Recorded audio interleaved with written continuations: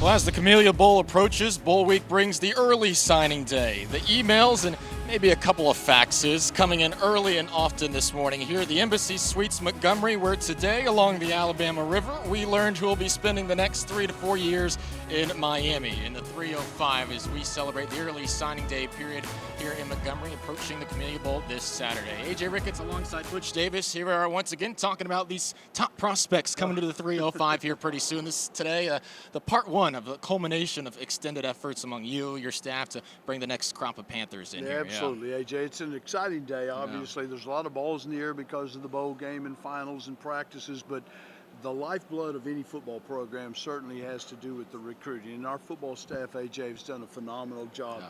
The coaches did, all the support staff, trainers and strength coaches, our nutritionists, our academic people, and the SAC Center. Yeah. When kids come on an official visit, they and their parents, they leave, and they are absolutely unbelievably impressed with FIU. And today's a good day because, as you said, getting those players to come in. We have 18 seniors that are leaving, and so now you're bringing guys into the program.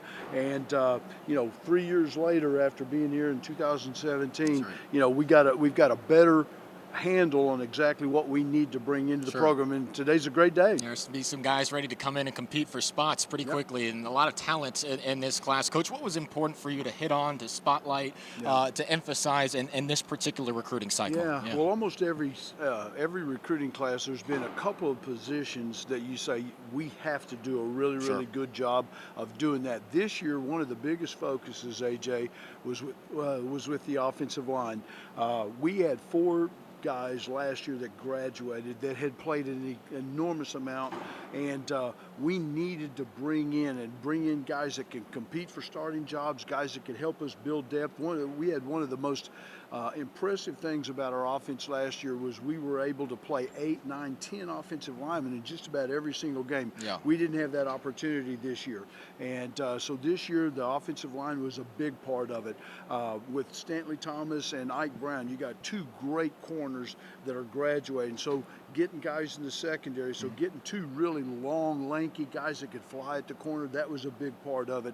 Getting a quarterback, almost every single recruiting class, you've got to bring somebody in to have them groom and get ready to be in the pipeline to maybe potentially be the starter or the backup. So a lot of things that we kind of focused on, and we'll talk about a lot of them during the course of the day. Yeah, we're going to break this up by maybe position groups a little bit and then spotlight a couple of players. Let's start, you mentioned the quarterback. Let's start with the skill position players here. The quarterback in this class, of course, Hayden Carlson from Steinbrenner High School over on the west coast of Florida. Other skill position players in this class as we go through the list: Xavier McGriff, a wide receiver, Teddy Richardson at that spot as well, and Keyshawn Owens, KJ, more commonly known. You got some guys, you got some playmakers in this class all around the skill positions. Well, one of the things, and you just referenced Hayden Carlson, the quarterback, and one of the things that we're starting to benefit from, AJ, is the fact of getting these players in our camps in the summertime. So now you get to work with them. You've watched them on tape as juniors.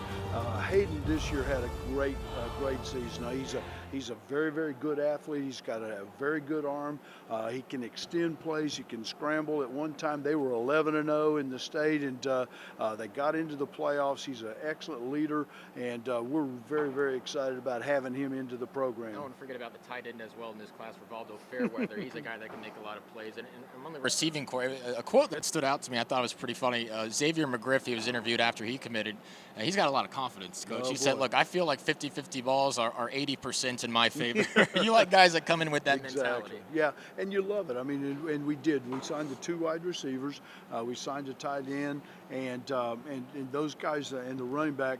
Those guys are electric, and one of the things that we've really tried to emphasize on is playmakers, guys that legitimately, not only from the receiving standpoint, the 2 receivers and the running back, I mean, they play on special teams, punt return. We're losing Maurice Alexander. So you're looking for guys that could be the heir apparent to some of those positions, but the 2 receivers they have great confidence, and they can make plays, they can make it deep, they can do quick things, over the middle, so they're not just like one type of a receiver. You talked about the Rivaldo, the tight end, Fairweather. Let me just tell you something. I mean, this is a young man.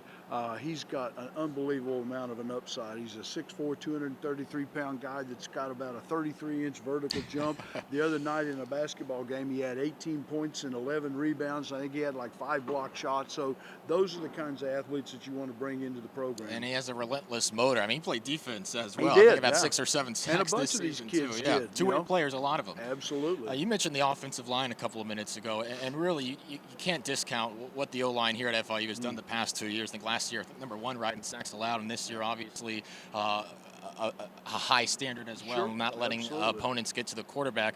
You look at this year's offensive line class. We got Miles Frazier, Maljean Jor, Jose Mirabal, Jamari Sylvester, and Cameron Williams. You got 5 guys with a lot of talent, some big bodies up front to replace the guys who are graduating. I tell you what, Alan Mogridge, our offensive line coach and associate head coach, did a phenomenal job going on and building a pool of players. Yeah. And then as we started to stack the board, he talked about these 5 guys. He said, if we get these 5 guys, he said, this will be a home run for our football program, for years to come, because some of them are high school kids and some of them are junior college players, so it's a little bit of a blend of both.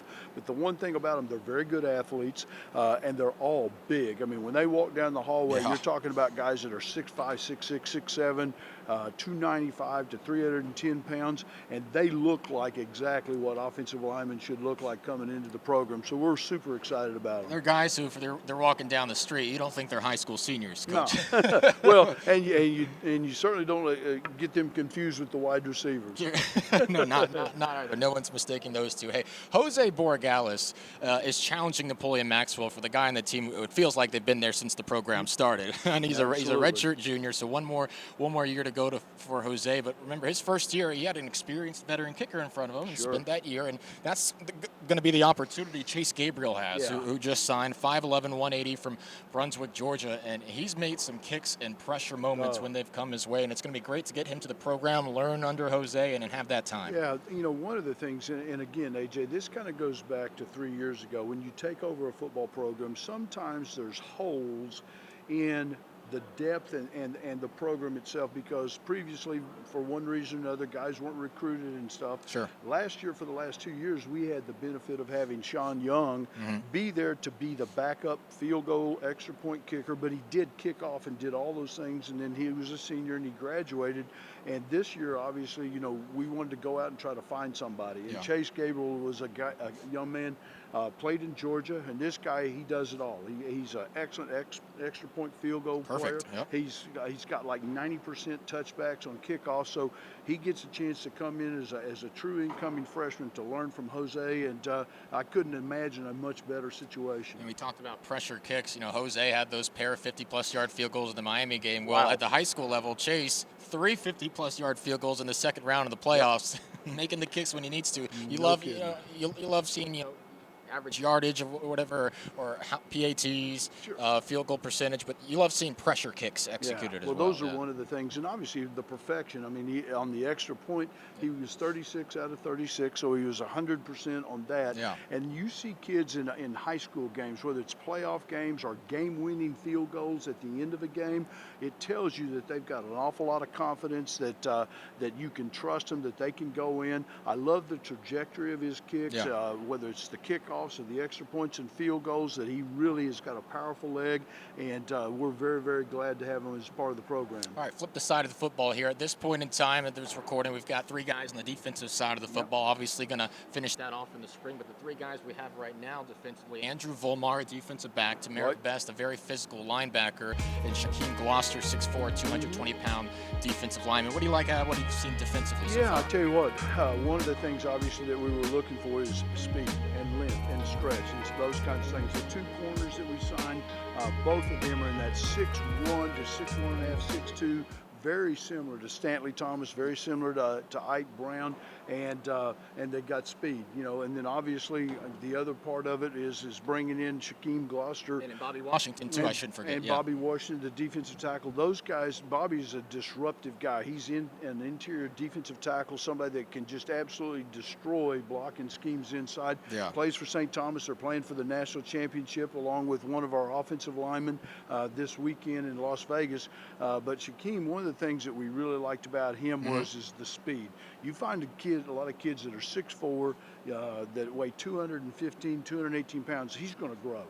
But the thing you really like about him, he ran 4.6 in the 40-yard dash. Yeah. I mean, so now you're starting to get edge, speed rushers, and that was one of the things that we really wanted to try to add to this class. You know, those D linemen with speed who ran track in high school. Love them, love them. The multi-sport kids, Yeah. AJ, is really important. Basketball, running track, guys that wrestle. I mean, Yeah. I love kids that love to compete. And that's certainly been a theme of the last couple of classes and really your recruiting career. So that's Yep.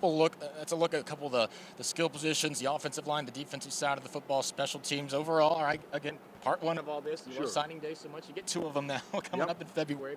But where do you feel you guys executed well? And as you look back now, just a couple hours into the signing day, how do you feel the team's executed? You know, when you take a look at the kids that we signed, AJ, we're very happy with those guys, and this was a great target. I mean, when you can get 17 of your 25 scholarships done in December, we already before this sign day, we've probably got about 12 to 14 kids set up for official visits in January. Some of them couldn't come in December because they were either out of state and they were playing in state championship or playoff games, and they couldn't get their families down. So, you know, we're kind of looking forward to January to be able to take a look at some of the places that we still think that those are guys that can make an impact into the program. So, you know, we're great with these 17 guys. Now we can be extraordinarily choosy about guys, their academics, their grades, their character, their integrity, and the impact that they can have on the program. We're excited about those. Well, you certainly gave a lot of them one of the best official visits of their tenure. But I think a lot of them were at Marlins Park on that and had a pretty good time at the end of November. Well, Coach, final thing here. Coming up on Saturday, Camellia Bowl, you got signing day out of the way. How do you feel the preparations for that have gone? Third straight bowl game, of course, never been done in the history of the program. Some great things happening, and the final farewell for a lot of seniors on this squad. Well, you know what, AJ, I'm really proud of our players because prior to arriving in Montgomery, there's a lot of balls in the air. We're recruiting on the weekends. The players are going through final exams. We had 15 seniors that graduated this fall, okay? So they've got graduation with their families, so there was a lot of balls in the air, a lot of things, but I tell you what, our practice is there, and our first practice here in Montgomery, I love the energy, I love the focus. I think our kids now, with some of those things they can put behind, they can start focusing on the game and enjoying the bowl being here and all the things that they're gonna have set up for our kids. I think they're gonna have a good trip. The focus has gotta be on win that game on Saturday. Absolutely, one of the best times of the year, a lot of events going on all throughout the week for the team, the coaches. Signing day is complete. 15 players. Expect a couple more throughout the day, throughout the next couple of months as well, but 15 players so far signing their NLIs for FIU. Coach, congratulations on another early signing day. Thank you, Appreciate AJ. the time. Appreciate it. As we prepare for the Camellia Bowl this weekend, 4:30 on ESPN and 7:90 a.m. the ticket. But for right now, early signing day complete here in Montgomery. Thanks for watching, guys. Pause that, fam.